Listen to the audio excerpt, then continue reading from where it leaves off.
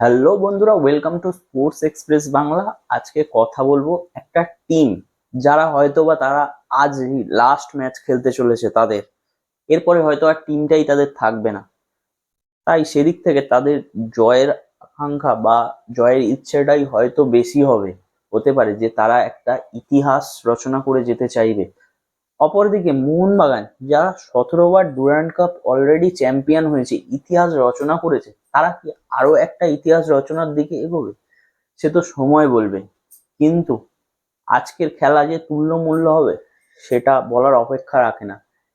একটা টিম যারা অলরেডি 15খানা গোল করেছে, একটাও গোল খায়নি, আর আরেকটা টিম প্রায় 12 থেকে 13টা গোল করেছে আর গোল খেয়েছে দুটি।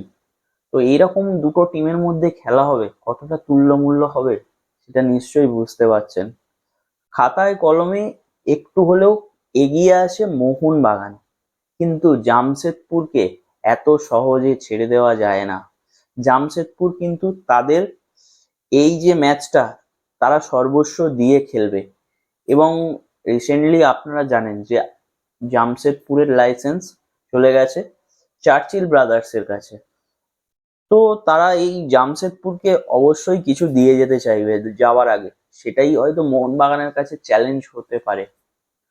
তো কোচ প্যানোসের কি স্ট্র্যাটেজি হবে সেটা তো আমি এই মুহূর্তে বলতে পারবো না, কিন্তু মোহনবাগান চাইবে নেক্সট এই ম্যাচ জিতে নেক্সট ম্যাচ আবারও শিলংয়ে গিয়ে যে প্রতিপক্ষ আসবে শিলং লাজং বা নর্থ ইস্ট ইউনাইটেড এফসি তাদেরও হারাতে। কেননা মোহনবাগান ইস্ট বেঙ্গলে দুজনেরই ডুরান্ড কমেডির উপর সূচি নিয়ে ক্ষোভ দেখা গেছে, কিন্তু আমার মনে হয় মোহনবাগান খেলা জিতে তার জবাবটা দেবে। আশা করব এটাই যেন হয়। তো এই ম্যাচের কথায় আসি। এই ম্যাচে মূলত প্রথম দিকে মোহনবাগান এবং জামশেদপুর দুজনেই প্রতিপক্ষকে দেখে নেওয়ার চেষ্টা করবে। হাই স্কোরিং ম্যাচ একদমই হবে না। উপরন্তু 90 মিনিটের খেলা পুরোটা গোল শূন্য থাকতে পারে, কিংবা 1-1 2-2 এরকম স্কোর লাইন দেখতে পেতে পারি, যেটা মনে হয়। যদিও মোহনবাগানে বিশাল কায়েতের মতন গোলকিপার আছে, সেখানেই হয়তো ম্যাচটা মোহনবাগান জিতে যেতে পারে। এরকম বহু ম্যাচ অতীতে আমরা দেখেছি যেখানে বিশাল কায়েত একা হাতে ম্যাচ জিতিয়েছে। এবং এরকমই খেলা হয়তো এই ডুরান্ড কাপের কোয়ার্টার ফাইনালে দেখতে চলেছি। একদিকে ইস্ট বেঙ্গল কিন্তু সেমিফাইনালে আর্মিকে হারিয়ে চলে গেছে, আরেকদিকে আজ মোহনবাগান যাবে কিনা সেটা সময় বলবে। তবে খাতায় কলমে সামান্য কিঞ্চিত এগিয়ে আছে মোহনবাগান।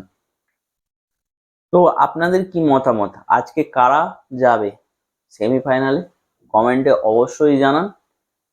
আর ভিডিওটি ভালো লাগলে অবশ্যই বন্ধুদের সাথে শেয়ার করুন।